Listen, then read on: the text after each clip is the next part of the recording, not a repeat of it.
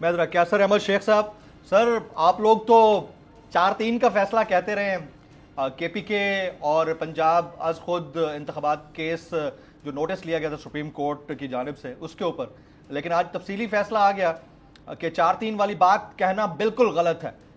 आप अभी भी 4-3 वाली बात कहेंगे? जी देखिए, तो सुप्रीम कोर्ट का जो फैसला है बिल्कुल आपके सामने है। तो जो सुप्रीम कोर्ट ने कहा है ठीक है, उन्हीं की बात सही है। मुझे तो कोई इसमें कोई इबाम नहीं लगता।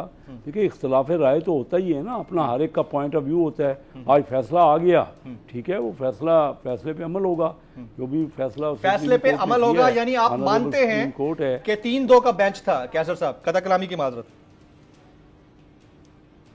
कोई कानूनी माहिर नहीं हूँ, ये शाहीन साहब हैं ना। मैंने कोई पार्टी से हमारे कोई, मुझे आज मैं असम्बली में नहीं था, क्या आर्गूमेंट थे, क्या बात थी, अगर इस पर कोई डिस्कशन हुई। लेकिन जो फैसला आता है जी, सुप्रीम कोर्ट का फैसला सबके सामने होता है और वो तस्लीम होता है। इसमें तो कोई दो राय नहीं है मेरे ख्याल में, कानूनी बात तो वही है जी।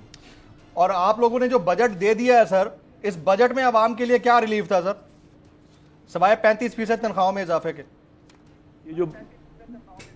ये जो बजट दिया है जी, ये बजट तो ये आप देखिए कि इसमें पहली बार डायरेक्शन को चेंज किया गया है। पहले जो बजट आते थे ना, उसमें आम तौर पे जो कि सरमायादार क्लास है, जो कि पहले ही जिनको बहुत रिलीफ दिया जाता है, उन्हीं को दिया जाता था। आपने देखा कि आज से सिर्फ दो साल पहले ये 3 अरब डॉलर जो लुटा दिए गए PTI की हुकूमत में 580 अमीर लोगों को, अमीर फैमिलीज़ को, और उन्होंने जो इस्तेमाल भी किए। आज वही 3 अरब डॉलर आज हमारे पास रिजर्व होते तो आप देखते कि हमारी सूरत कितनी बेहतर होती। वो 0% पे तकरीबन 10 साल का कर्जा दे दिया गया, क्योंकि उनको अंदाज़ा नहीं था। और 580 अमीर लोगों को, और मैं बार बार पूछता हूँ स्टैंडिंग कमेटी में स्टेट बैंक के गवर्नर से, मुझे तफसील तो दे दो भाई, किन अमीरों को दिया आपने, और उन्होंने आपको क्या इलेक्शन में फ़ंड देने हैं या किस वजह से आपने उन शहीदों को दिए।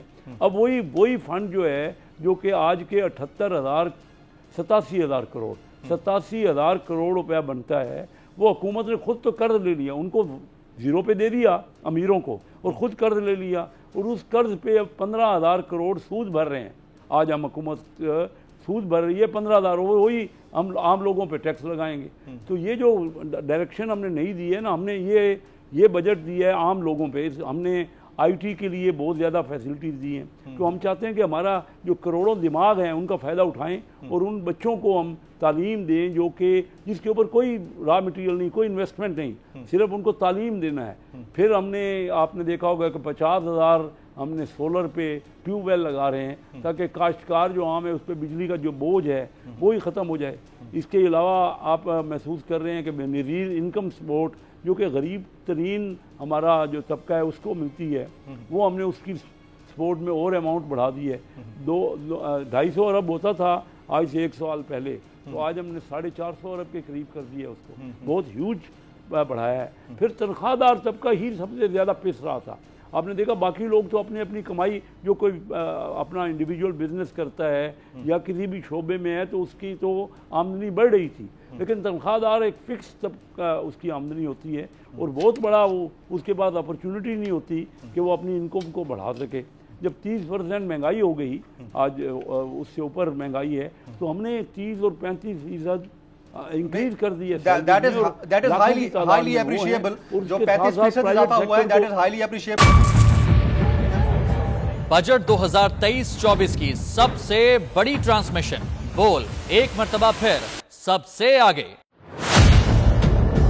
वजीर खजाना की बजट तकरीर की सबसे बड़ी कवरेज 62% अवाम ने देखा बोल की स्क्रीन पर। Welcome back to the budget transmission.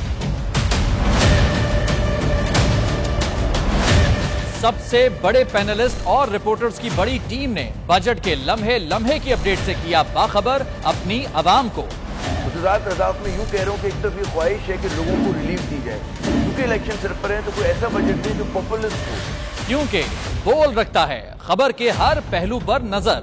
बोल है सबसे आगे, सबसे पहले। सब्सक्राइब करें और बेल दबाएं ताकि कोई खबर रह न जाए।